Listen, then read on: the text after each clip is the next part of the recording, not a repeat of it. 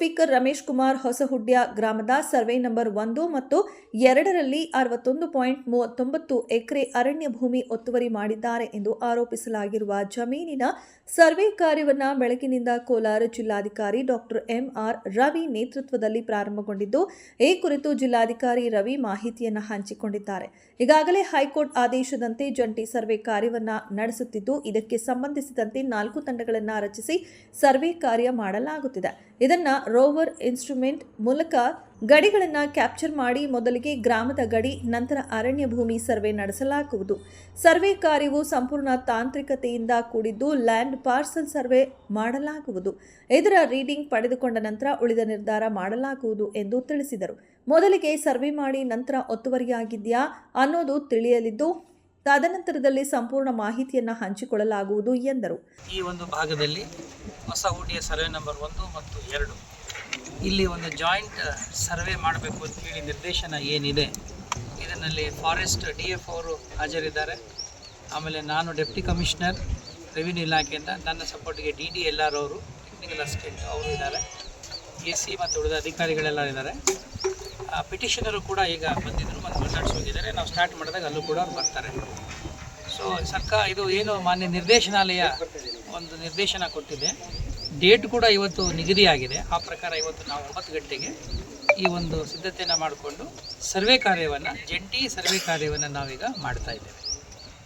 ಇದು ಪ್ರಾರಂಭದಲ್ಲಿ ನಮ್ಮ ಅಪ್ರೋಚ್ ಹೇಗಿದೆ, ನಮ್ಮ ಸ್ಟ್ರಾಟಜಿ ಕಾರ್ಯತಂತ್ರ ಹೇಗಿದೆ ಅಂತಂದರೆ, ಒಟ್ಟು 4 ಟೀಮ್ಗಳನ್ನು ನಾವು ಮಾಡ್ಕೊಂಡಿದ್ದೀವಿ. ಸರ್ವೆ ಟೀಮ್ನಲ್ಲಿ ಒಂದು ಉತ್ತರ, ಇನ್ನೊಂದು ದಕ್ಷಿಣ, ಇನ್ನೊಂದು ಪಶ್ಚಿಮ ಮತ್ತು ಇನ್ನೊಂದು ಭಾಗ. ಈ 4 ಭಾಗಗಳಿಗೆ 4 ಟೀಮ್ಗಳಲ್ಲಿ ಸರ್ವೇಯರ್ಸ್ ಇರ್ತಾರೆ.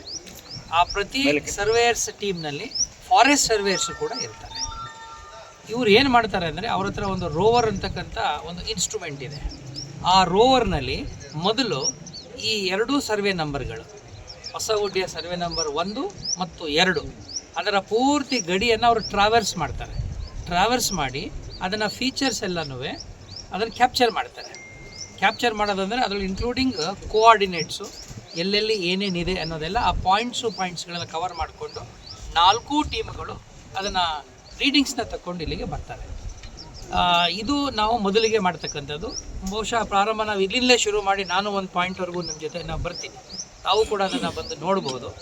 ಆನಂತರ ಅವ್ರವ್ರ ಕೆಲಸ ಮಾಡಲಿ, ಯಾಕೆಂದರೆ ಇದು ಟೆಕ್ನಿಕಲ್ ವರ್ಕ್ ಮಾಡುವಾಗ 2 ಟೀಮ್ ಇರೋದ್ರಿಂದ ಇದು ನಮ್ಮದು ಏನಂದರೆ ರೆವಿನ್ಯೂ ಮತ್ತು ಫಾರೆಸ್ಟ್ ಇಲಾಖೆ ಇವೆರಡೂ ಕೂಡ ಸರ್ಕಾರಿ ಇಲಾಖೆನೇ. ಸೊ ಹಾಗಾಗಿ ಇಲ್ಲಿ ಯಾವುದೇ ರೀತಿಯಾದಂಥ ಬೇರೆ ಇಶ್ಯೂಸ್ಗಳು ಇರೋಕ್ಕೆ ಸಾಧ್ಯನೇ ಇಲ್ಲ. 2 ಕಡೆಯವರು ಇರೋದ್ರಿಂದ ಅವರು ಮೆಷರ್ ಮಾಡ್ಕೊಬಂದು ಆ ರೀಡಿಂಗ್ಸ್ನ ತೊಗೊಂಡು ಇಲ್ಲಿಗೆ ಬರ್ತಾರೆ.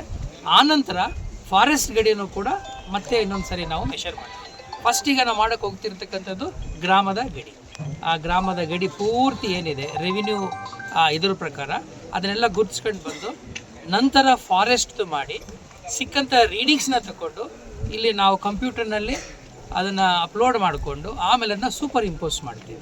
ಅದಾದಮೇಲೆ ಆ್ಯಕ್ಚುಲಾಗಿ ಫಾರೆಸ್ಟ್ ಗಡಿಯನ್ನು ನಾವು ಮೆಷರ್ ಮಾಡ್ತಕ್ಕಂಥ ಕೆಲಸವನ್ನು ಮಾಡ್ತೇವೆ. ಇದಿಷ್ಟು ಈಗ ಪ್ರಾರಂಭದಲ್ಲಿ ತಮ್ಮ ಮಾಹಿತಿಗಾಗಿ. ಒಂದು ಎಲ್ಲಿ ಮೊದಲನೇ ಪಾಯಿಂಟಿಂದ 2ನೇ ಪಾಯಿಂಟ್ವರೆಗೂ ನಾನು ಜೊತೆಯಲ್ಲಿ ಇರ್ತೇನೆ, ನೀವು ಅದನ್ನು ಕ್ಯಾಪ್ಚರ್ ಮಾಡ್ಕೊಳ್ಳಿ. ಆಮೇಲೆ ದಯವಿಟ್ಟು ನಮ್ಮ ಜೊತೆಯಲ್ಲಿ ಸಹಕಾರ ಮಾಡಿ, ಯಾಕೆಂದರೆ ಪೂರ್ತಿ ಎಲ್ಲರನ್ನೂ ಕರ್ಕೊಂಡು ಹೋಗ್ಲಿಕ್ಕೆ ಆಗೋದಿಲ್ಲ. ಅವ್ರದ್ದು ಕೆಲಸ ಮಾಡಲಿಕ್ಕೆ ನಾವು ಅವ್ರಿಗೆ ಅವಕಾಶವನ್ನು ಮಾಡಿಕೊಡ್ಬೇಕು. ಮತ್ತು ಇಟ್ ಇಸ್ ಪ್ಯೂರ್ಲಿ ತಾಂತ್ರಿಕ ಟೆಕ್ನಿಕಲ್ ಕೆಲಸ ಆದ್ದರಿಂದ ಆನಂತರ ಬಂದು ನಮ್ಗೆ ಏನು ಮಾಹಿತಿ ಕೊಡ್ತಾರೆ ಆ ಮಾಹಿತಿ ಇಟ್ಕೊಂಡು ನಾನು ನಿಮಗೆ ನಂತರದಲ್ಲಿ ಇದು ಮುಗಿತಾ ಇದೆ ಇಡೀ ಸರ್ವೆ ಕಾರ್ಯ, ಮತ್ತೆ ಒಂದಷ್ಟು ವಿಷಯಗಳು ನಿಮಗೆ ಬ್ರೀಫ್ ಮಾಡ್ತೇವೆ. ಎಷ್ಟಿದೆ ಮತ್ತು ನಮ್ಮ ಗ್ರಾಮದ ಗುರುತು, ನಮ್ಮದ ಗ್ರಾಮ ಅಡಿಯಲ್ಲಿ ಈಗ ಸರ್ವೆ ನಂಬರ್ 2ನಲ್ಲಿ ಎಷ್ಟು ಎಕ್ಸ್ಟೆಂಟ್ ಇದೆ, ಸರ್ವೆ ನಂಬರ್ 1ನಲ್ಲಿ ಎಕ್ಸ್ಟೆಂಟ್ ಇದೆ ಅಂತ ಮೊದಲು ನಾವು ಗುರುತಿಸ್ಕೊಂಡ್ಬಿಡ್ತೇವೆ. ಆಮೇಲೆ ನಿಮಗೆ ಚೈನ್ ಮೆಷರ್ಮೆಂಟ್ ಮಾಡಿದಾಗ ಗೊತ್ತಾಗುತ್ತೆ ನಮಗೆ.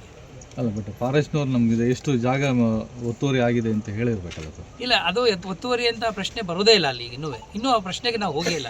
ಫಸ್ಟ್ ನಾವು ಐಡೆಂಟಿಫೈ ಮಾಡ್ತೀವಿ, ಔಟ್ಲೈನ್ ಬೌಂಡ್ರೀಸ್ ಐಡೆಂಟಿಫೈ ಮಾಡ್ತೀವಿ, ಆಮೇಲೆ ಗೊತ್ತಾಗುತ್ತೆ. ಇನ್ನು ಇಲ್ಲೇ ಇರ್ತೀವಲ್ಲ, ಕಂಪ್ಲೀಟ್ ಮಾಡ್ತೀವಿ. ಕ್ಲೈಮ್ ಮಾಡೋದು ಅದಲ್ಲ ಸರ್, 122 ಎಕರೆ ಅರಣ್ಯ ಇಲಾಖೆ ಅಂತ ಕ್ಲೈಮ್ ಅವ್ರು ಹೇಳಿದ್ದಾರೆ. ಅವರ ನೋಟಿಫಿಕೇಶನ್ ಪ್ರಕಾರ 113 ಎಕರೆ ಅಂತ ಇದೆ, 1944ರ ನೋಟಿಫಿಕೇಶನ್ ಪ್ರಕಾರ. ಆಯಿತಾ? ಅದ್ರ ಬಗ್ಗೆನೇ ನಾವು ತಿಳ್ಕೊಬೇಕಲ್ಲ, ಅದು ಎಲ್ಲಿ ಬರುತ್ತೆ. ಗಡಿ ಗುರುತಿಸೋದೇ ಬಹಳ ಮುಖ್ಯ.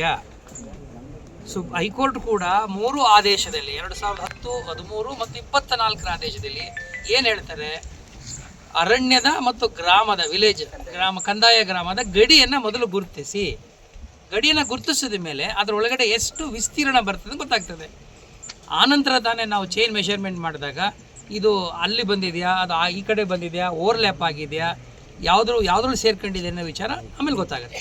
ಅರಣ್ಯ ಭೂಮಿ ಒತ್ತುವರಿ ಆರೋಪವನ್ನ ಎದುರಿಸುತ್ತಿರುವ ಮಾಜಿ ಸ್ಪೀಕರ್ ರಮೇಶ್ ಕುಮಾರ್ ಸಹ ಅಧಿಕಾರಿಗಳೊಂದಿಗೆ ಸಹಕರಿಸುವ ಮೂಲಕ ನನಗೆ ಸರ್ವೆ ಕಂಡ್ರೆ ಭಯವೂ ಇಲ್ಲ, ನಾನೇ ಸರ್ವೆ ನಡೆಸಬೇಕೆಂದು 2002ರಲ್ಲಿ ಹೈಕೋರ್ಟ್ನಲ್ಲಿ ಸರ್ವೆ ಮಾಡಿಸಿಕೊಡಿ ಎಂದು ಅರ್ಜಿ ಹಾಕಿದ್ದೆ.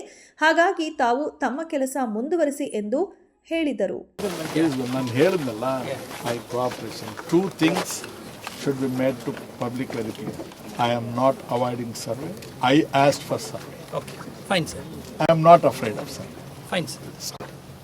ಇಲ್ಲಪ್ಪ ನಿಮ್ಮ ಪಾಪ ಇಲ್ಲೇನೇನು ಬರೆಯೋದು ಸ್ಟಾರ್ಟ್ ಮಾಡಿ ಕಡ್ವೆ ಇಲ್ಲ. ಅರ್ಥವಾಯ್ತಲ್ಲ?